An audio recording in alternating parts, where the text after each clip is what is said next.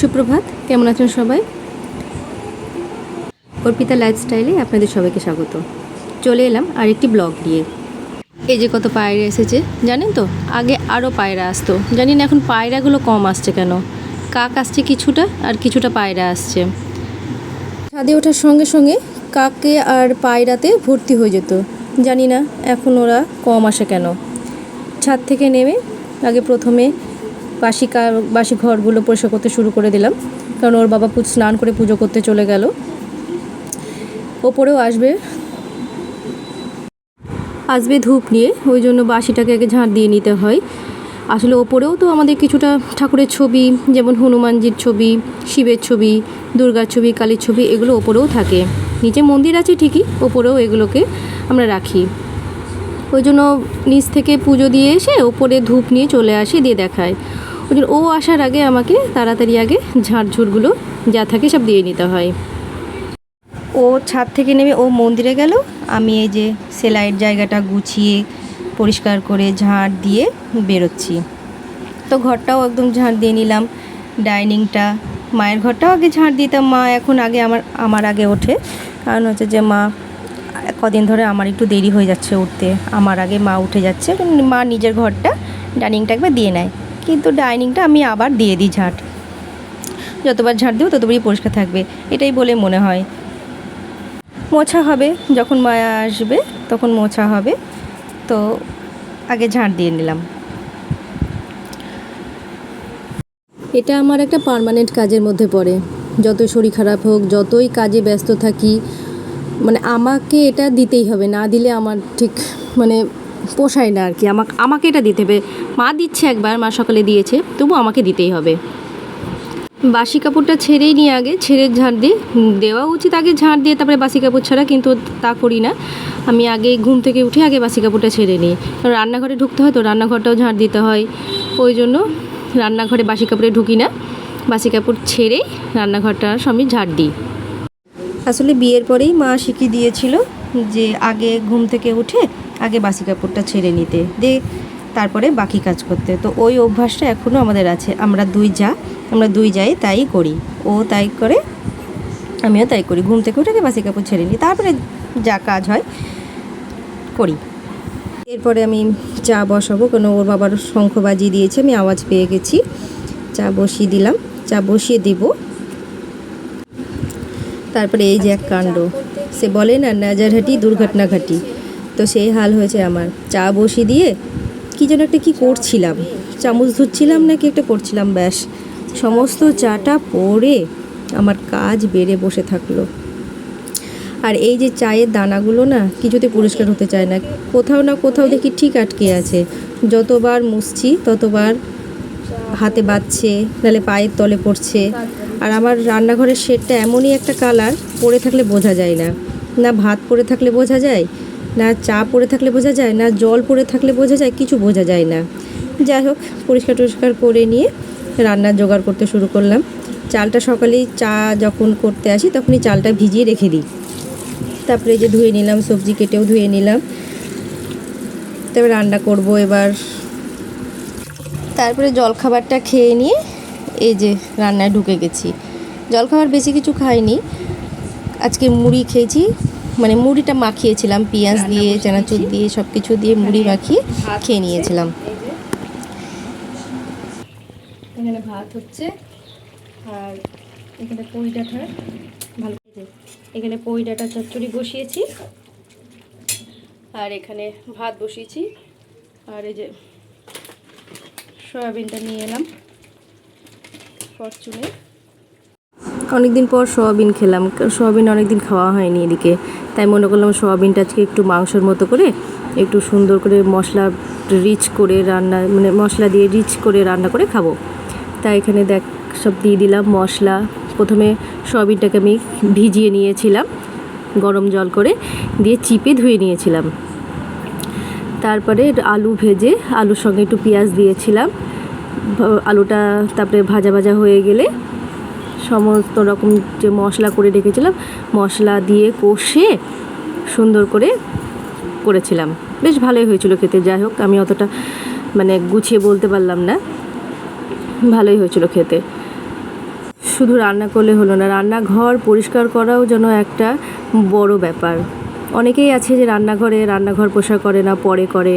তা আমার আবার সঙ্গে সঙ্গেই করতে হবে, কারণ এরপরে আমি আর করতে পারবো না, কারণ আমি সময় পাবো না। তারপরে আমার সেলাই আছে, আমার ক্লাস আছে, আমি করতে পারবো না। ওই জন্য আমি হাতে হাতে একবারে রান্নাঘরটা পরিষ্কার করে নিয়ে স্নান করি।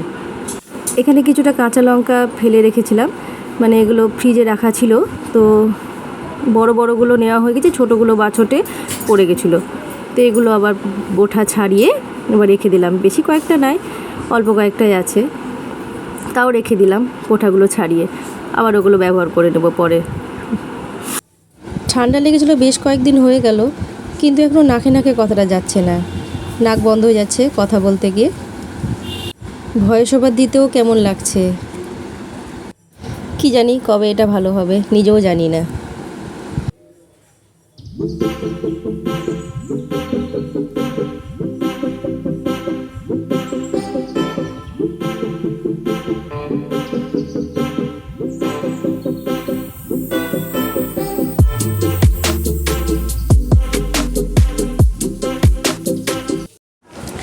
তারপরে দুপুরবেলায় খাওয়া দাওয়া সেরে এই যে এখানে একবারে কাটিংয়ে বসে গেছি। এই ব্লাউজটা দিয়ে গেছে আমাদের পাড়ার একজন, মানে দিদি হয়, ওর বাবারা বৌদি বলে ডাকে, তা সেই সূত্রে আমাদের দিদি হয়, দিদি দিয়ে গেছে। তাই বললাম এই ব্লাউজটা যে কাটিং করে নিই, আজকে একটু দোকানের কাজটা কম আছে, এই বলে আবার কাটিং করতে বসলাম। কোনো সেলাইয়ের না এই কাটিংটাই হচ্ছে মেন, সে ব্লাউজ হোক চুড়িদার হোক, কাটিংটাই মেন। কেন কাটিং যদি আপনি ঠিক করেন তাহলে সেলাই ভুল হলেও সেটাকে সমাধান করা যায়, কিন্তু কাটিং যদি ভুল হয়ে যায় তাহলে সেই সেলাইয়ে আর কোনো দিনও সমাধান হবে না।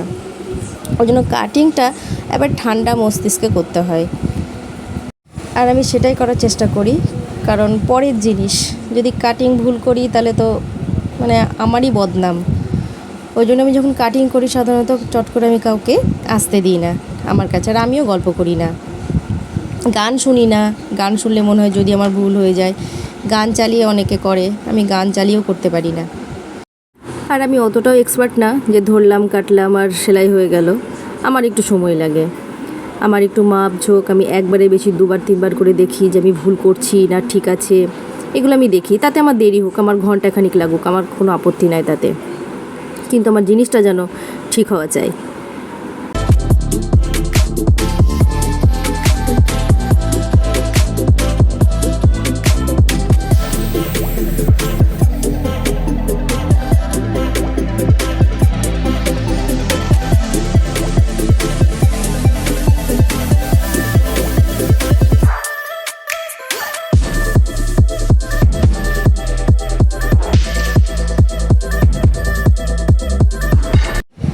একটু বসে টিভি দেখছি। আসলে ব্লাউজ কাটার পরে দুপুরবেলাতে আমার ছাত্রী চলে এসেছিলো, তো তখন ক্লাস করলাম, তারপর আর কোনো ভিডিও করা হয়নি। দিয়ে এখানে আজকে একটু টিভি দেখতে মানে কি সেই 10 মিনিট। আসলে আজকে মেয়ের পড়ানো আছে, মেয়ে পড়াতে গিয়েছে, সেই একটু সময়টা মা বললো তাহলে একটু টিভিটা দেখি। আসলে ও পড়ে তো, ওই জন্য আমরা টিভি খুলি না, তো নেই বলে মা বললো একটু টিভিটা দেখা যাক। ও নেই, আস্তে আস্তে 9টা বাজে, ও তো 9টা পর্যন্ত আমার টিভিটা দেখা যাবে। তাহলে দেখো, আমিও একটু বসে দেখলাম, আমিও কাজ করে করে এলে গেছিলাম রীতিমতো, তো একটু রিল্যাক্স হওয়ার জন্য একটু দেখছিলাম টিভি। দেখার পরে আবার শুরু করলাম কাজ, দেখলাম বসে থাকলে হবে না।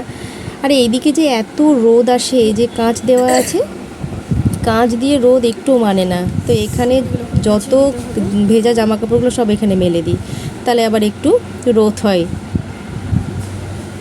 আর এইগুলো যদি না মেলি না তাহলে বারান্দাতে আসা যায় না, কোনো সেলাইয়ের কাজ করা যায় না। এটা তো বারান্দা, আর এটা মানে পশ্চিম দিকের পরন্ত রোদটা সম্পূর্ণ ঢোকে। তো সব শুকিয়ে গেছে, গুছিয়ে নিয়ে তুলে নিলাম। আর এইগুলো আমার সেলাইয়ের ছিল, আমার ছাত্রী সেলাই করে দিয়েছিল, তো ওগুলো আবার যার ব্যাগে সেগুলো ঢুকিয়ে রেখে দিলাম। তারপরে যে আবার একটা ব্লাউজ কাটিং নিয়ে বসলাম। এটা কিছুদিন আগে লাইলিনটা কেটেছিলাম, এটা লাইলিন দেওয়া ব্লাউজ, লাইলিনটা কিছুদিন আগে কেটেছিলাম, তো আজকে লাইলিনটা বসে কাপড়টা কেটে নিই, ওই জন্য আবার এটা শুরু করলাম কাটতে। তো কালারটা দেখুন, এমন কালার, মানে রাত্রিবেলাতে আলোয় খেলছে না, আমার কাটতে এত অসুবিধা হচ্ছিল। প্রথম কথা হচ্ছে 2 দিন আগে লাইলিন কেটেছি, সেগুলো কুচকে গেছে, তাকে আয়রন দিয়ে শার্ট করতে হলো। আয়রন দিয়ে শার্ট করার পর তারপর তখন ব্লাউজটা বসিয়ে কাটতে শুরু করলাম। কিন্তু আলোর যেন খুব একটা প্রবলেম হচ্ছিলো, আলো খেলছিলই না, একদম ডিপ কালছে কালারটা, আর তার সঙ্গে লাইলিনটাও ম্যাচ করে গেছে, তো কাটতে খুব অসুবিধাই হচ্ছিল।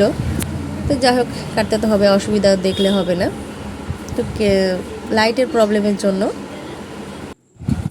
আমি সবসময় এগুলো একটু দিনে করার চেষ্টা করি, কালো, নীল, নেভি ব্লু এগুলো দিনে করলে ঠিক আছে, রাত্রিরে না খুব চোখে লাগে। রাত্রিটাকে আমি একটু বাদই দিয়েছে কালার থেকে। তো ফাঁকা ছিলাম, বসে থাকবো, তো ব্লাউজটা কেটে নিই এই বলে আবার কাটতে শুরু করলাম। আর যত সন্ধ্যের থেকে যত রাতের দিকে এগোচ্ছে তত যেন গরম বাড়ছে। ওইদিকে 2-3 দিন বৃষ্টি হলো, তারপরে কিন্তু আর বৃষ্টি হওয়ার কোনো নামগন্ধই নাই। একবারে বৈশাখ মাসের মতো গরম পড়ে গেছে। আবার যেমন বৈশাখ জ্যৈষ্ঠ মাসে যে গরমটা আমরা উপভোগ করলাম সেরকমই গরম পড়েছে। কাটিংয়ের সময় আবার খুব একটা বেশি জোরে ফ্যানও চালানো যায় না, হালকা করে ফ্যান চালিয়ে কাটিং করতে হয়। তো এত ঘেমে যাচ্ছিলাম, এত গরম লাগছিল, দিয়ে আবার ফ্যানটা জোরে দিচ্ছি, তো যে সব উড়ে পালিয়ে যাচ্ছে, আবার ধরে নিয়ে আসছি। এই ব্লাউজটা কাটিং হয়ে যাওয়ার পরে রাত্রে রান্না করবো। প্রায় 9টা বাজছে এখন। তো ওর বাবা 9:30টার মধ্যে চলে আসবে, তো আজকে দেরি হয়ে গেল। তো আজকে আর রুটি করবো না, ভাতই করে নেবো, আলু সেদ্ধ, ডাল সেদ্ধ, ভাত করে নেবো। তো আজকের ভিডিওটা এই পর্যন্তই, দেখা হচ্ছে এবার আগামীকাল নতুন একটা দিন, নতুন একটা ভিডিওর সঙ্গে। সবাই সাবধানে থাকবেন, সুস্থ থাকবেন। আর আমার ভিডিও ভালো লাগলে একটা লাইক, কমেন্ট, শেয়ার, আর আমার চ্যানেলটাকে প্লিজ সাবস্ক্রাইব করে দেবেন। আমাকে এগোতে আপনারা চ্যানেলটা সাবস্ক্রাইব করে সাহায্য করবেন। ধন্যবাদ, শুভরাত্রি।